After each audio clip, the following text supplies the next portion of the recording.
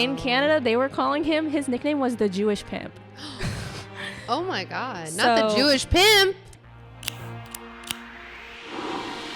Oh my God.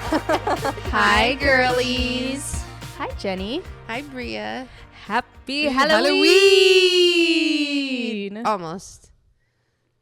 Because it's October 30th. Okay, so, well, the festivities have already begun. More importantly, happy birthday, Mark Levine. Happy birthday, Mark Levine. Woo. Great friend of the show. He was born at 11:59 on October 30th.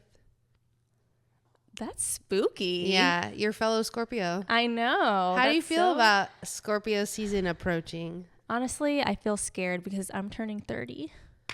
I know. I'm excited for Scorpio season, but I'm just like, damn, like my youth is slipping away.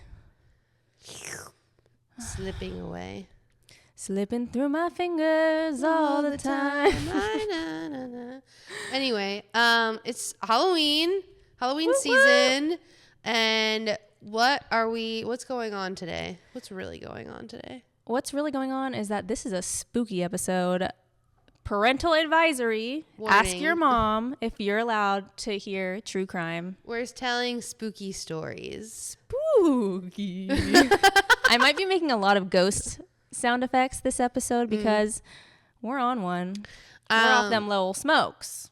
Yes, we hit that little smokes today. Uh-oh.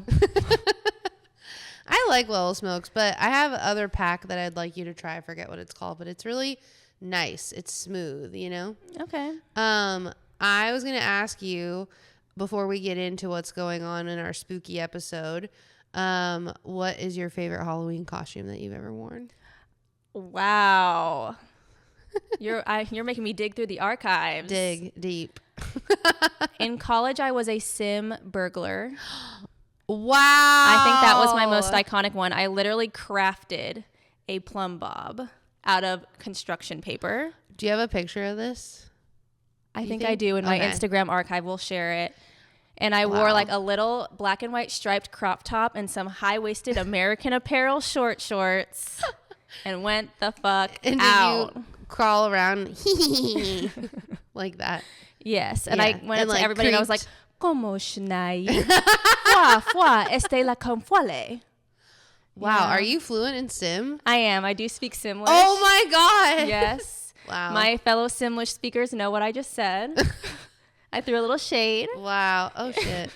Man, I'm not that deep in the Sim language, but I've always wanted to dress up as a Sim. What is your favorite costume you've ever done? There's so many because Halloween is my favorite holiday. It's a very Jenny Levine holiday. Yeah, it's a merch dominant holiday. Yes.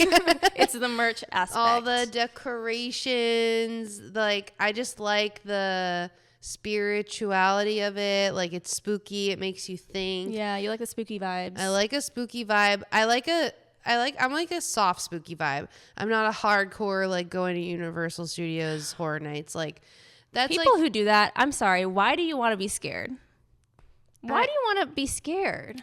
I'm too aggressive. I will punch them. It's not good. I could see that. But to answer your question, my favorite Halloween costume, there's so many from different eras. I'll really quick one.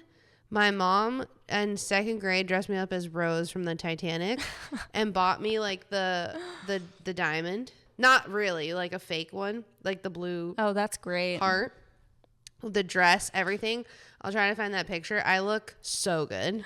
And people were like super impressed with my costume. Oh my God, Carol. Yeah. And then I would say when I made my costume in college as the Little Mermaid, costumes in college, because you were on a budget, I feel like you got really creative with it. Like, I always bought my costumes from Oz before college, and then that didn't exist, and then Amazon didn't really exist, right. So it was all about making them.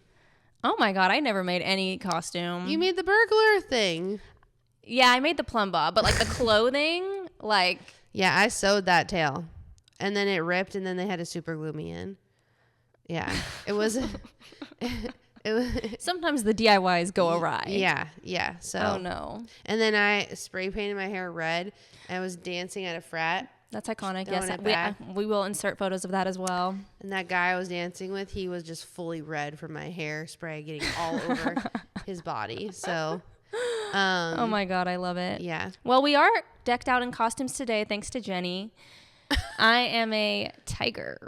I'm 100% that witch. You can't really read my shirt because the mic's in front of it, but my shirt says, I just took a DNA test. Turns out I'm 100% that witch.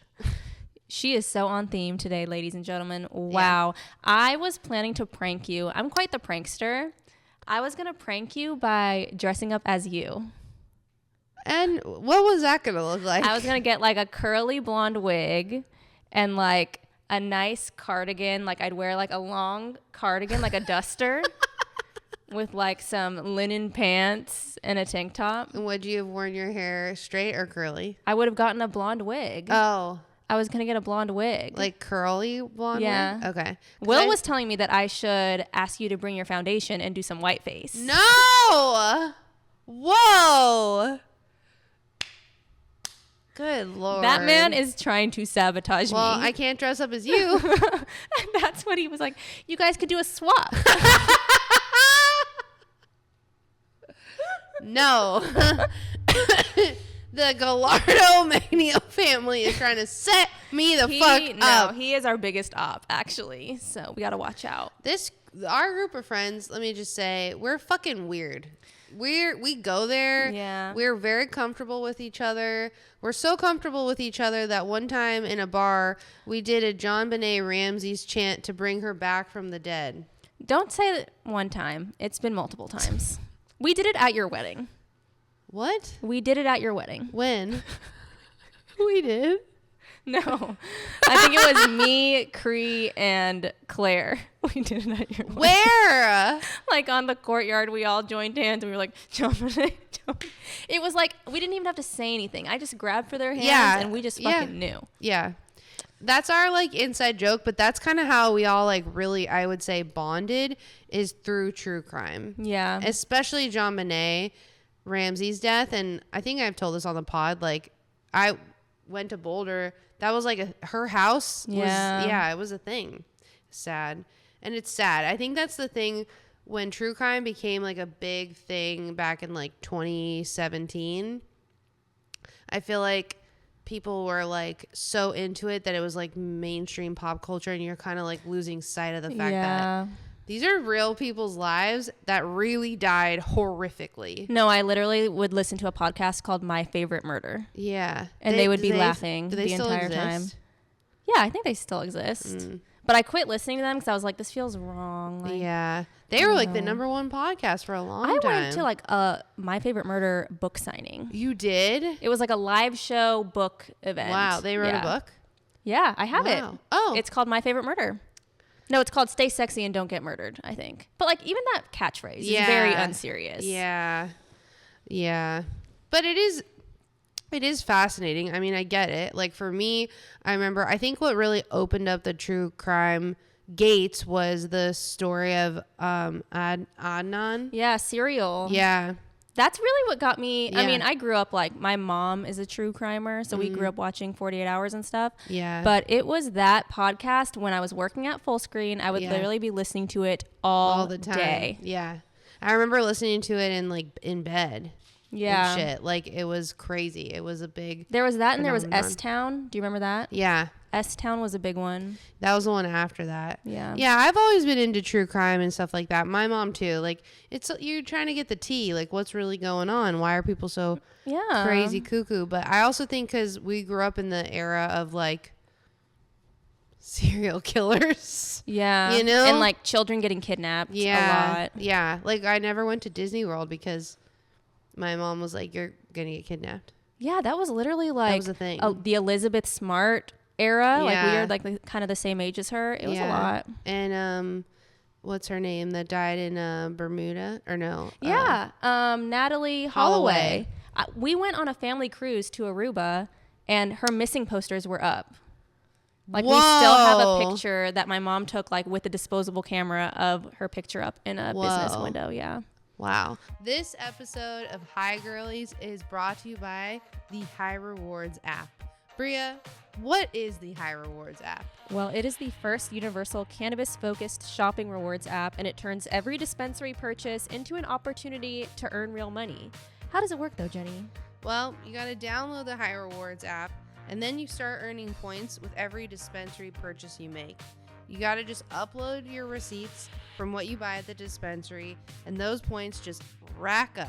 You can redeem your points for gift cards to your favorite stores like Amazon, Sephora, and even other dispensaries. Use promo code HIGHGIRLIES, that's HIGHGIRLIES, and when you get your first 1,000 points after signing up with our promo code, you'll get $5 in your account. Download the High Rewards app today and start earning your points. So what's the spooky story that you got today? For my spooky story, I am taking us back to the glamorous 70s in Hollywood. Oh. And we are going to talk about the life and times of Dorothy Stratten. Have you heard of her? I feel like that name does sound familiar. Who's Dorothy? Dorothy was a Playmate of the Year. Yes. Really huge in Playboy. Was just starting her acting career when she got murdered. So let's get into the story. Okay. I'm going to be referencing my notes. I literally took so many notes. Oh my God.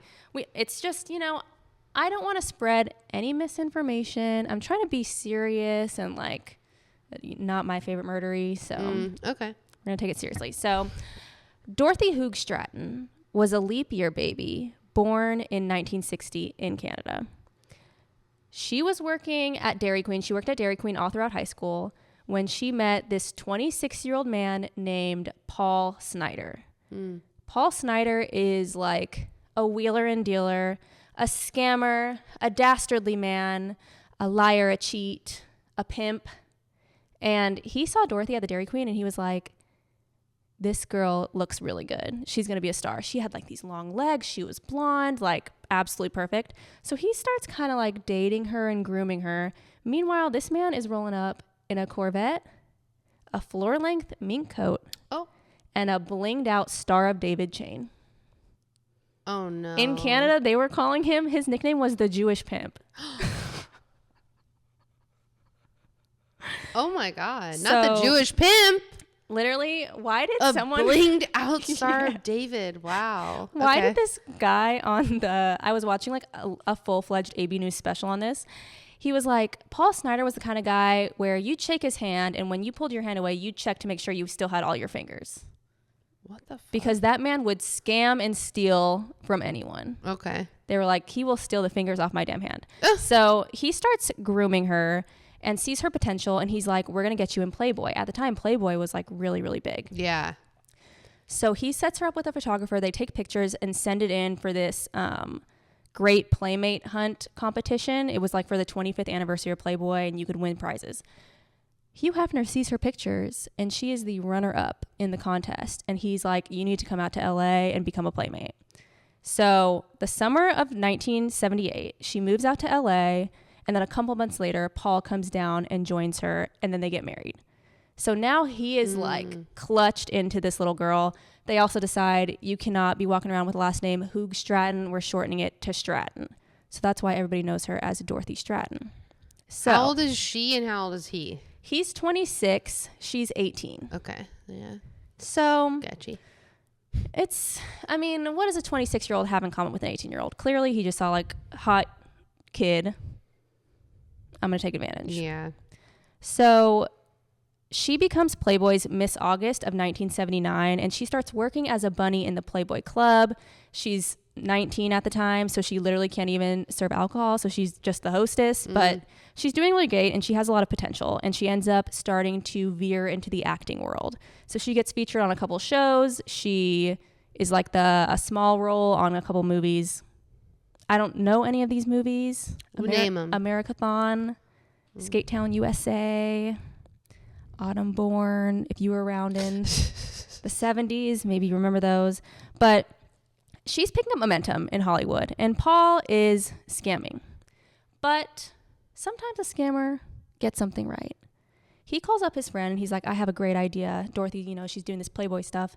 What if we did the same thing as Playboy, but with men? Like, we have men wear these little collars with bow ties and these little cuffs, and they're like sexy. And the guy's like, is this like a gay bar or something? And he's like, no. This is like a strip club for women to go see hot guys. This is the Jew? Yes. Okay. This man created Chippendales. This man fucking created Chippendales. And he was working with a couple people on it, and they basically like kicked him out and took the idea and made it without him. Whoa. So while he was scamming, he also gave us the greatest gift on Secret Lives of Mormon Wives when they go to Chippendales. That was a great gift they gave us. I think there's a documentary about, or like a movie based off of that being created now. Yeah, because Chippendales also has a murder situation involved as well. Very, very spooky. But so Dorothy's getting success. Paul lost Chippendales. Now he's selling like fucking weightlifting chairs and shit, just trying to make a dime. Jesus.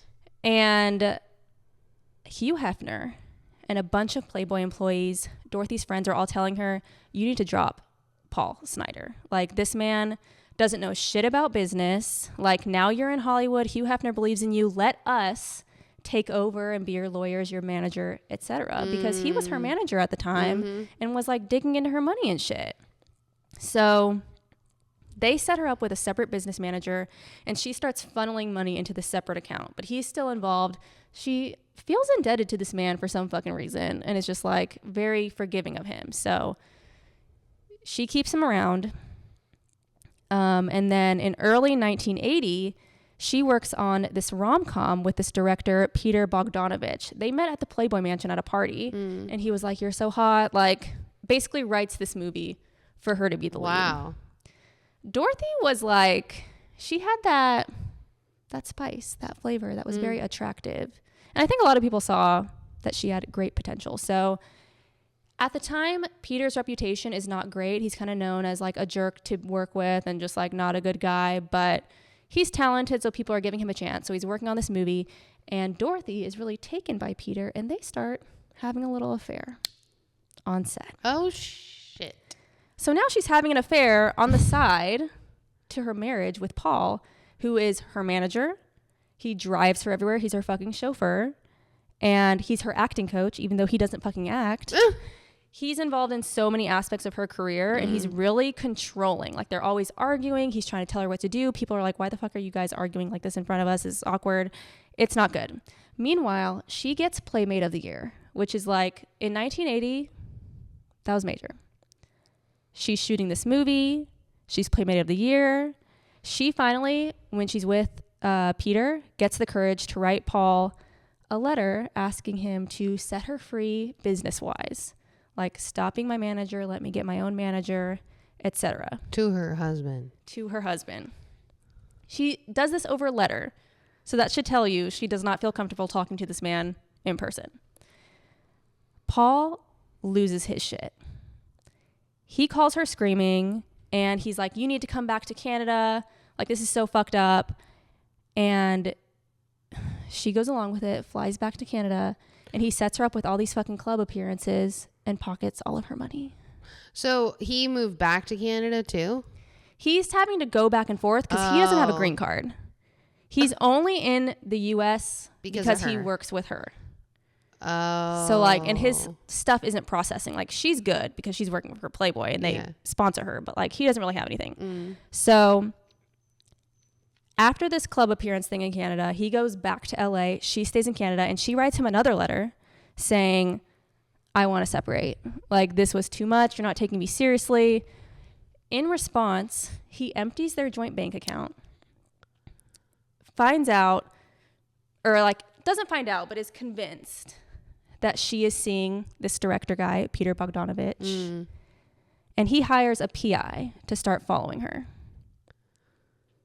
Keep in mind, he is entirely dependent on her for money. Whoa. So like, it's not even necessarily that like he's so in love with her, like, I can't live without you. Like, he is going to be sent back to Canada and have to keep wheeling and dealing if she doesn't go along. So he blows all of the money from their joint bank account and starts selling her shit to pay for this PI. Like for Playmate of the Year, she won a Jaguar car and he fucking sold it. Whoa. To pay for this PI. He's taking all of her money. Meanwhile, she's in Europe with Peter. She's at his Bel Air mansion, like living her best life, not knowing that he is like fucking up her shit. So obviously the PI's following her, finds out she's living with Peter, and then goes to tell Paul, like, she's definitely seeing that director, you're right. Paul borrows a gun and goes to Peter's house and waits outside for someone to come or go. And he waits for a few hours and no one appears. So he's like, okay, never mind, and goes home. How do they know that? He had told people after the fact. So they were like investigating. Wow. Yeah. So because he had to borrow the gun from someone because he can't get a gun because he's not a fucking citizen. Jesus. So wow. A week later, he calls up Dorothy and is like, let's meet up one more time. Like, I really want to make this work. And she doesn't want to meet up with him, but she doesn't want to take him back. And she finally admits, like, I'm with Peter now. He's my man. I want nothing to do with you. There's no hope. But I will meet with you next week and we can come up with a financial agreement so that you can, you know, you got me this far. You're the one who took my photos. I will make sure you're okay financially, but like, I want to be done. So around noon on August 14th, 1980, Dorothy goes to Paul's house, her house that she used to live in with him, to meet up with him and talk. Before she goes, she talks to her business manager to come up with like what the settlement's going to be. And he actually gave her $1,100 to like use as a down payment. He also told her, if you don't want to deal with him, I can go deliver the $1,100. We can send the lawyer. Like, you don't have to ever see him again. And she's like, no, like, I think it's better if I see him and face him. I don't want to make him mad. And like, I want us to be friends. So she goes to the house. The roommates that Paul is living with are like, okay, Dorothy's coming. We're going to get out and leave you guys for the day so you can have some privacy. They come back around 8 p.m. and they see that Dorothy's car is still there. And when they walk in, Paul's bedroom door is closed. So they're thinking, oh, they made up. Like, they're back together. Around 11, Paul's PI calls the roommates and is like, I haven't heard from Paul all day. Can you check on him? Like, where is he? Dorothy's agent also calls and is like, I haven't heard from Dorothy, and she said she was going to meet up with him. Where the fuck is she? So they're like, okay, let's check. They open his bedroom door. Oh, no. And they find Paul and Dorothy both dead and naked. So there's also a weightlifting bench that has been like maneuvered like to be a bondage chair, and there's tape around the bench with like blonde hairs on it. So, oh God. At first, the police show up and they're like, obviously they reconciled, they were hooking up, and because he's such a fucking scammer and a wheeler and dealer, someone caught them and killed them both. Oh, wow. That's a jump. He had a lot of enemies. Like, when they asked the roommates, like, do people want him dead? They're like, honestly, let me tell you everyone. And it was like a list of 20 people. So they talked to some of his friends and kind of hear about what has been going on the previous week. They talked to the PI, and his friends are like, yeah, like, he had randomly bought a shotgun this week. And we were like, why did you buy that shotgun? And he's like, oh, I'm taking up hunting. And he was like saying weird stuff to them about how this playmate that had died in a car accident suddenly the previous year, how, you know, if a playmate just randomly dies, they can pull them out of the editorial really easily as long as you do it by this date. Like, you know, I know a lot about playmates dying suddenly. So with all of this and all of the physical evidence, it becomes very obvious that it is a murder-suicide, despite there not being any sort of note. So what they put together is that Dorothy went over there to reconcile, or like to, you know, clear her down payment with Paul. They were talking in the living room, clearly, because they found her purse open in the living room, like with the money in it. He took her back to his room, tied her up to that chair, and raped her. And then shot her, waited about an hour, I think they said, and then killed himself. Ugh. Peter Bogdanovich had to be sedated. He was literally like hysterical. The movie ended up not working whatsoever. Like, it was a flop. So like, did they finish it? They finished it and they did a limited release, and the reviews were so bad that they were like, we're not releasing this further. So not only had his girlfriend died, but the movie that he had made with her after meeting her at the Playboy Mansion was a flop. He's a mess. However, ends up 9 years later dating her sister. He's 49, she's 20. Oh, God. Oh, wow. So who knows? He died, I think, in like the early 2000s, but that was weird. Was that movie like a cult classic or something? Is that one where people like try to find it because it's not available or something? I didn't recognize it at all. But she starred in it with John Ritter, who was like really big on Three's Company and stuff like that. So it had potential, but after that, Dorothy became like a huge symbol of like Playboy scandal and like Playboy's darkness because of this story. I think I remember this from the Playboy documentary because I watched a documentary about how the Playboy how it started in Chicago, and then they moved here, and then they bought the Playboy Mansion, and like in the 70s it was like not something that was like icky or gross or like cheap. It was like very like respected, I guess. And I think that there were a couple people that died. This into the 80s, it turned very like grungy, gross. Like I think dark. People were still like into it, but it wasn't as like I think accepted by women. But it also like it's very like obvious, or it plays into the decades that it's happening in, like the 70s female empowerment, like the second wave of feminist movement, the birth control pill being invented, like free love, hippie, sex positive, all that shit. Into the 80s was like more people, it was more closed off. People didn't want to talk about drugs even though it was rampant. It was very much of its era of being like this like plastic bimbo-y kind of thing. Yeah. But the Playboy history is very dark. Yeah. And this is just one of many examples. I think there's a whole series about Playboy. Really? True crime. Yeah. Did you ever watch that show that didn't go very far that was like about the Playboy Club? No. In LA? I forget who was in it, but I watched it. It was interesting. That shit is crazy. They would they would weigh you and measure you all the time to make sure you fit into the uniforms. Yeah. And being a Playboy, what would you call that? Like a waitress? Do they call them the bunnies? Yeah, I think they're bunnies too. The Playboy bunnies, like you have to serve by leaning and like there was a clip in the 2020 about Dorothy Stratten where Hugh Hefner was like with the Playmates and he was like, faster, faster, faster, go, go, go, turn, turn, turn. Like controlling like their pacing. It's crazy, but yeah, that's a crazy, spooky story. It's like a prime example of never trusting a man. Never. This is why you never trust a man, and never put your financial situation under a man's control. No. That is just sad because she probably would have been something and had like a longevity in her career. Yeah. Probably. Who knows?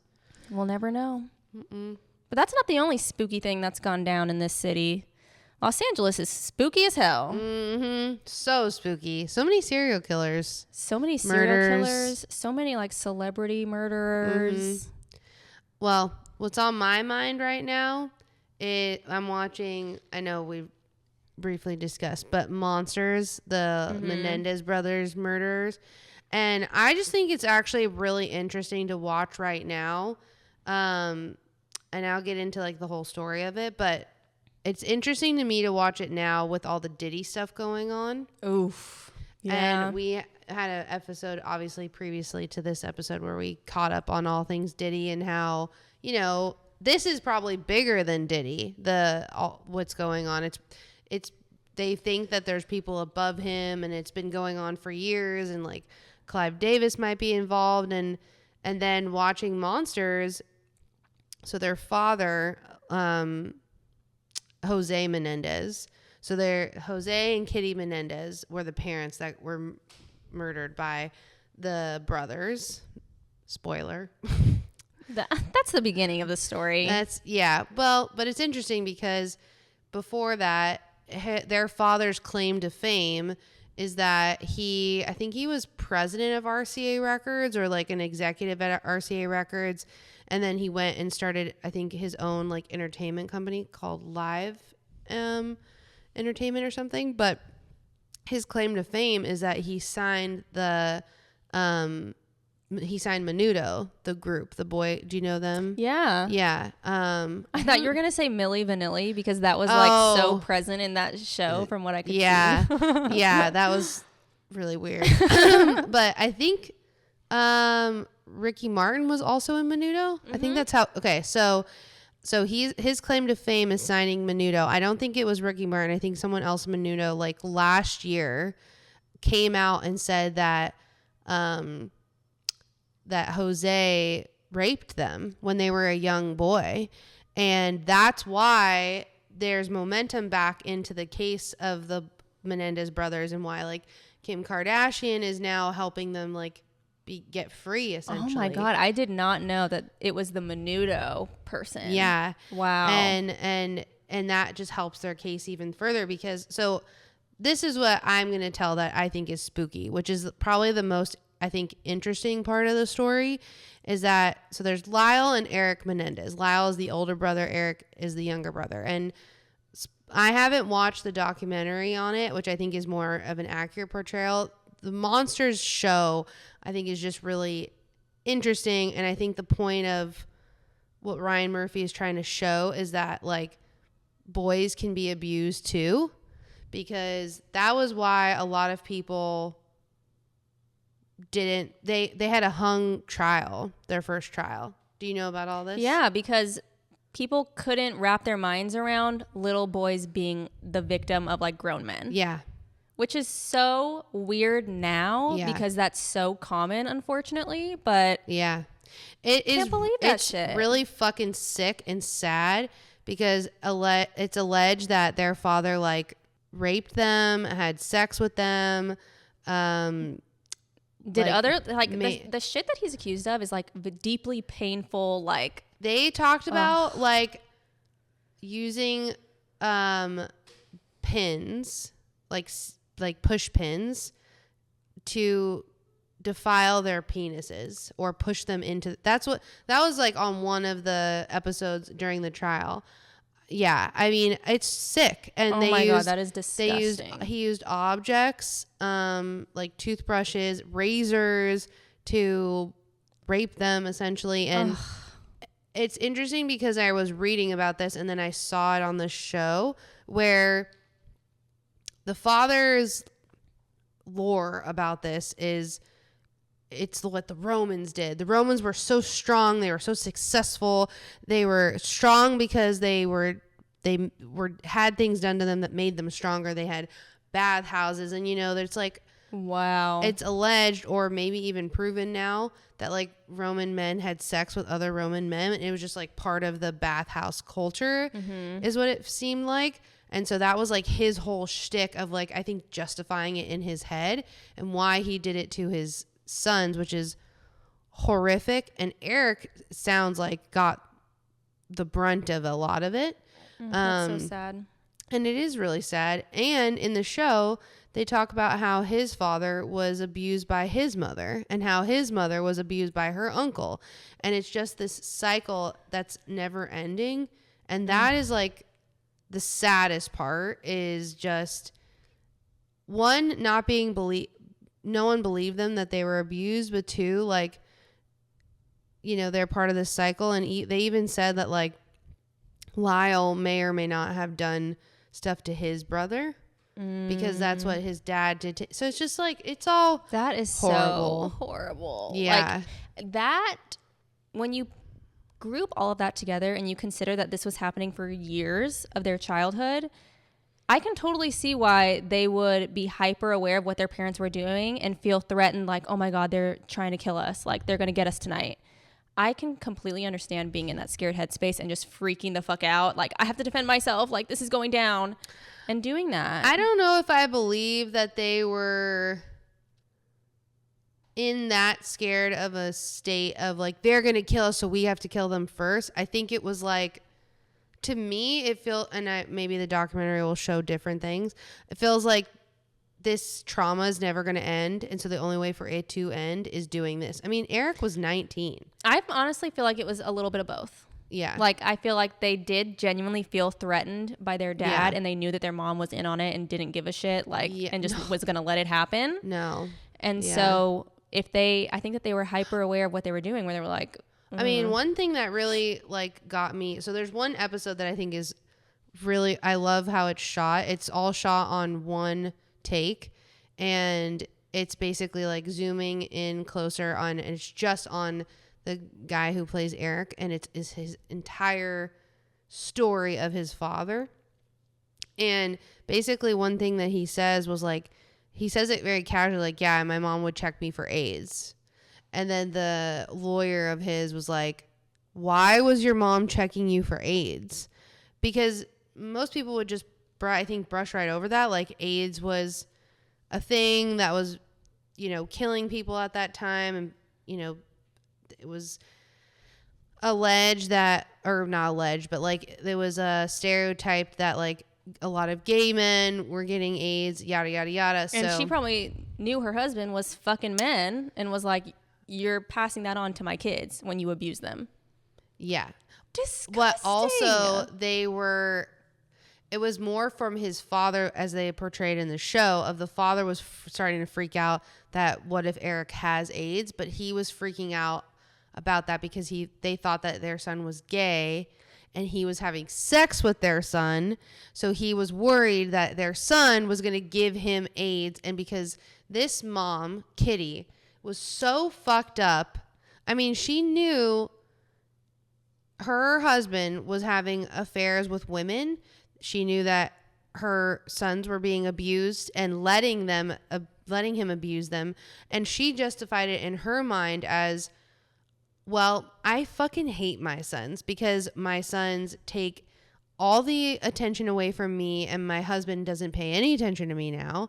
They do bad things like they steal and burglarize homes and get kicked out of college and plagiarize on tests. Like, they've ruined my life. My life was so much better before they were in my lives, and I just had Jose to pay all this attention to me. So she like also let that shit happen. And I have no fucking respect for her. And Absolutely so she not. asked her son to drop his pants. She needed to check his penis for signs of AIDS. And he was like, are you fucking serious? Yeah. This is disgusting and a perfect illustration of if you see something horrific being done and you don't do anything, you are in on that shit. Yeah. You had me fooled, Mr. Spears. And you too, Mrs. Spears. Death to all of them. Yeah. Truly. I mean, the way that those two died basically was pretty horrific. I mean, their father's head was blown off and his face was almost unrecognizable. And they shot their mother in the face. And apparently her kneecap exploded when they shot her. I mean, and she like lived through the first few shots. Yeah. And pretty graphic stuff. I don't want to say that I'm just saying they were pretty evil people. Yeah. I never will say that someone deserves death. Like, I don't even believe in the death penalty for murderers. No. I'm just like, yeah, same. No one should ever be killing people. But do I understand it? Yes. Like, could they have gone about it in a different way? Yes. Could they have separated from their parents entirely? Yes. In hindsight. However, they're victims of abuse, so their brains are probably also not formed fully. Well, their brains are definitely not formed fully. At all. And they probably don't process things normally like us because they were so abused. Yeah. I mean, when you spend years of your life on high alert like that and just constantly like in pain physically and emotionally, something is not right here. Like your judgment of situations is not 100% on point. It's already not on point because you're an 18-year-old boy or 19-year-old boy. They almost would have won that case though. And then had Lyle not developed a relationship with this woman that fully took advantage of him and like published their story in a book and the recordings, to which he was like saying like, I'm going to make this person say this thing and this person say that thing, and I'm going to tell them to lie about this thing, so we just really have this big overarching story. That's what really screwed them in the end. And I haven't finished the series yet, but I am at the part where they're about to like get their second verdict.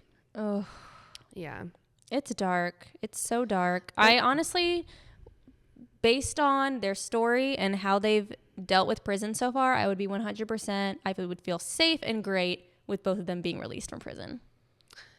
Yeah, I mean, they are currently in prison for life without parole, which I think is extreme for what the circumstances were, and what abuse, horrendous abuse they endured, and just awful. I mean, everything. I mean, I feel like I got every bit of detail from that show, and heinous, just heinous. And think about it. I mean, they've been in prison for what, almost 40 years at this point? This was in the 80s. So what's also interesting in the show is their second trial begins right after OJ's trial. Oh shit! Okay, it was the 90s. The other thing that was crazy is like the big earthquake is happening during this time, and I don't know if they're like really exaggerating it, but it's like for a week there was like aftershocks. I have heard that. Oh, okay. Yeah. And like the prison got rocked. So this, I think it was, when did OJ? It was 95. The murder was in 1994. OJ's murder? Yeah. I think it was 96 when this is happening, because that's when the earthquake happened. Okay. But they're like, well, OJ didn't even take the stand, and like he got off fully, so like we have a chance, right? And then their lawyer is like, the prosecution needs a win. It's an election year, and they just lost this case horribly. They're talking about like Garcetti, so they're like, they're gonna come after us hard. And also, one thing that doesn't really get talked about is how they should have never had her as a lawyer. That was why they said the jury really didn't vote for them. It was partially because men who were on the jury didn't think that men could abuse young boys, let alone their sons, but also they hated his lawyer. And she kind of like was her head was too in the clouds. Like she should have left their case the second time around, because honestly, if you're doing it the second time around, I think we need to switch up. Right. Like, so they both had separate lawyers.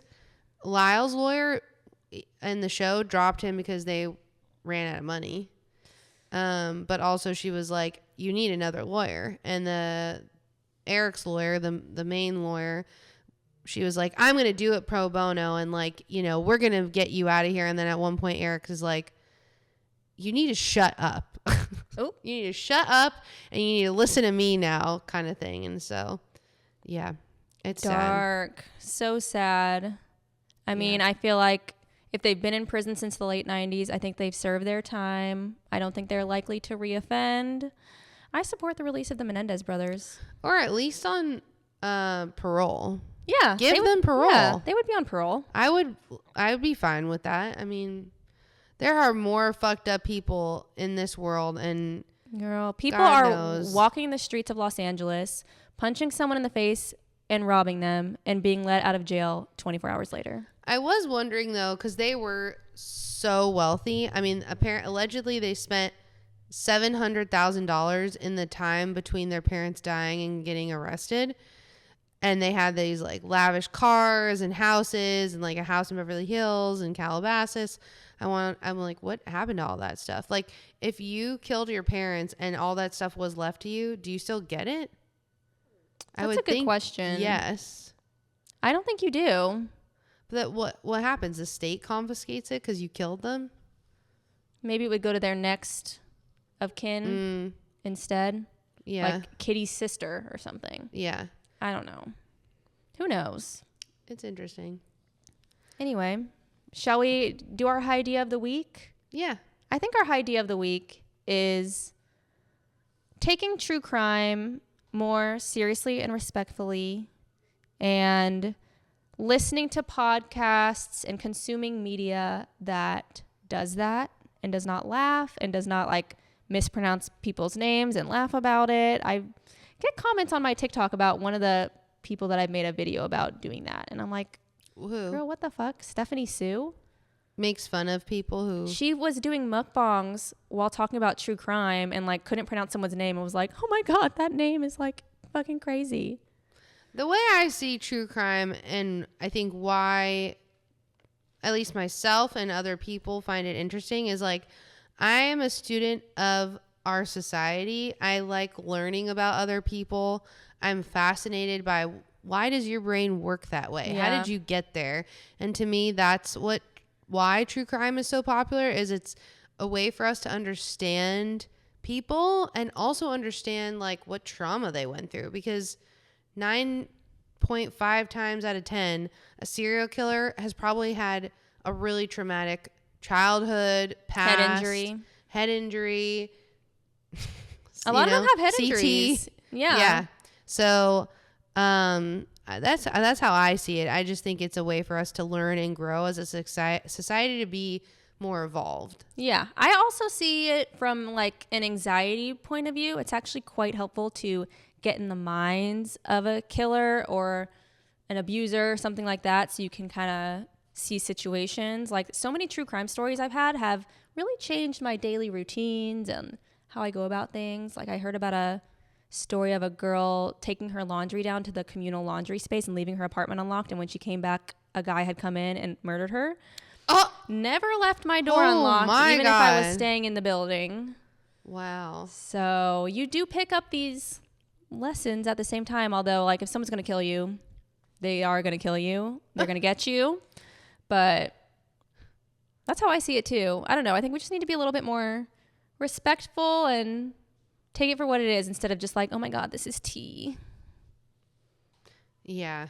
The Menendez brothers are not tea. I know. It's really actually sad. really sad. It's sick is what it is. It's awful shit. And I hope that they get to live their lives outside of bars. We'll see. And whatever Apparently, that looks like for them. I believe I don't know which one of them, but he has like a college degree now and is married and poppin'. I think that's Eric. Eric's poppin'. Yeah, Eric had like 2 girlfriends in jail. I mean, listen. And so did Lyle, but I don't know if anything happened to him. I think Eric he's kind of fine. Anyone? Oh my God. Are you going to write to them in jail and hit on them? He's married and I'm married. Come on. Yeah. Well, maybe a quote to leave us on. Blame it on the rain. Milli Vanilli. I was going to say, I put a spell on you and now you're mine. Or the monster mash. He did the monster mash. The monster mash.